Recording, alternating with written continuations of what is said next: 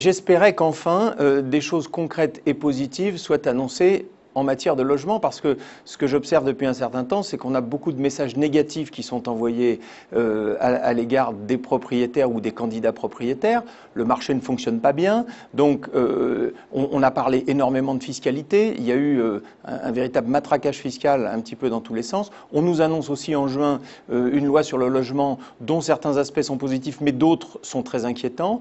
Donc c'est bienvenu d'envoyer ce message-là. Ce message est fort.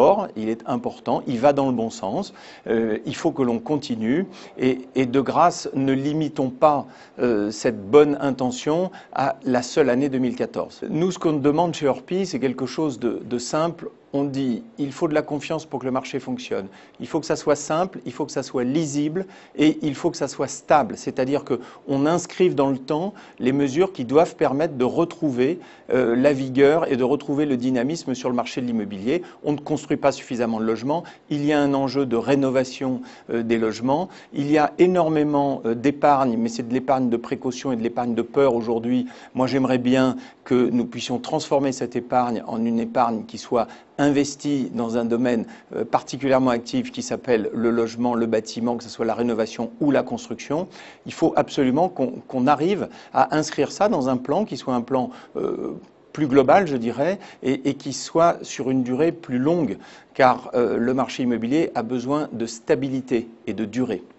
Concrètement, des propriétaires qui s'étaient écartés de la vente de leurs biens parce qu'ils avaient peur d'être trop taxés à cause de cet allongement de la durée de la plus-value à 30 ans, ces propriétaires vont revenir sur le marché car il y a des projets immobiliers, il y a des gens qui veulent vendre pour racheter ailleurs et on peut revenir dans un cercle vertueux qui consiste à vendre une résidence principale et pourquoi pas réinvestir ailleurs dans du logement, le mettre en location ou réaliser d'autres projets qui sont personnels. Donc on doit revenir à une forme de dynamisme de ce marché.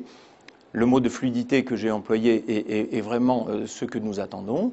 J'attends pas une ruée parce que c'est pas comme ça que ça se passe. Alors que quand on avait annoncé les 30 ans, plusieurs milliers de mandats ont été retirés du fichier Orpi par peur de cette pression fiscale. Donc il faut qu'on revienne à quelque chose qui soit logique, qui soit dynamique, et nous allons, nous, dans le réseau Orpi, faire la pédagogie de cette mesure.